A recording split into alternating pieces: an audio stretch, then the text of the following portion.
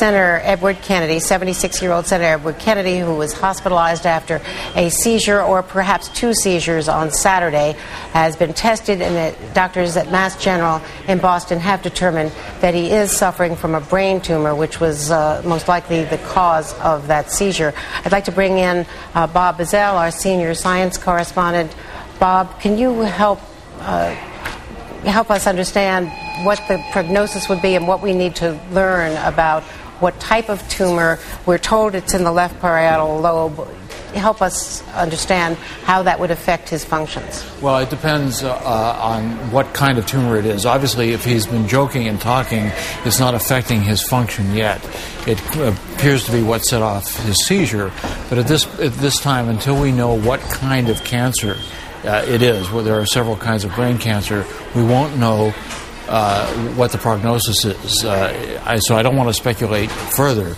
We know that the treatment for brain tumors is surgery, chemotherapy, and radiation in most cases. But again, because he didn't seem to have any of the usual signs that are set off by a brain tumor, which is some kind of a numbness or difficulty walking or speaking, it could be very small and insignificant. Let's hope so. But until we get more information on the type of the brain tumor, we will not have much more on the kind of prognosis. Obviously, a brain tumor is not good news in any situation, but it doesn't have to be devastating news.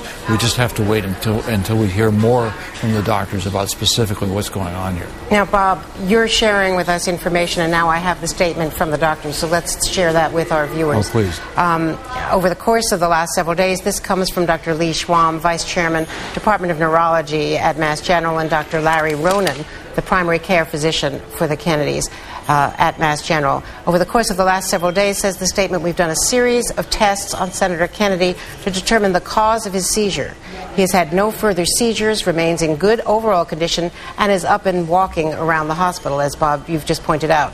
Some of the tests we had performed were inconclusive, particularly in light of the fact that the senator had severe narrowing of the left carotid artery and underwent surgery just 6 months ago.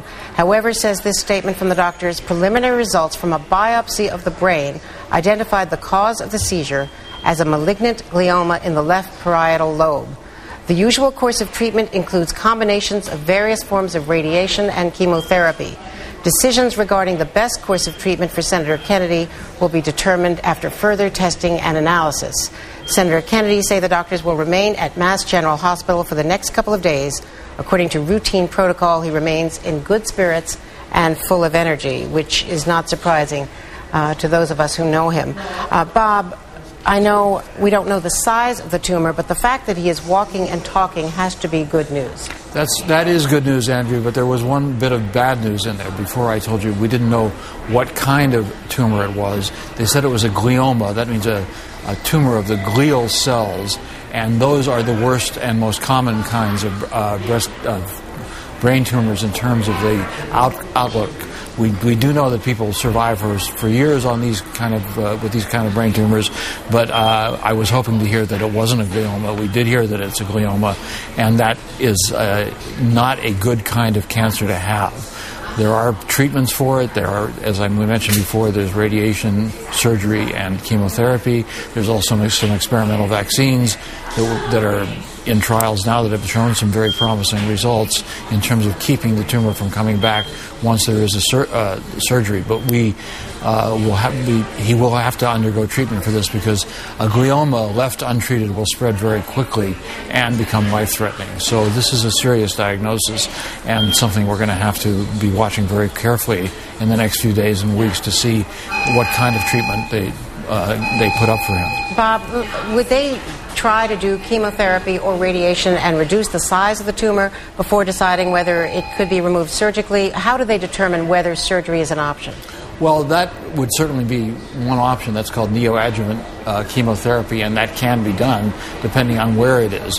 One of the key things about brain tumors is that the surgeons who do the operation to remove the brain tumor have to be very careful that they don't do more damage to function of the body, the ability to speak, to think, by removing the tumor than they do when they just by leaving it alone. So there's a lot of planning that goes into brain surgery. That goes into brain surgery operations to make sure that you don't knock out some area that controls speech or movement. Because when you go into the brain, and I'm sure they had to consider this when they took the biopsy, they have to avoid very key areas. So there's a lot of danger, a lot of considerations to be taken up with the brain tumor. And hearing that it's a glioma, as I said, is not good news.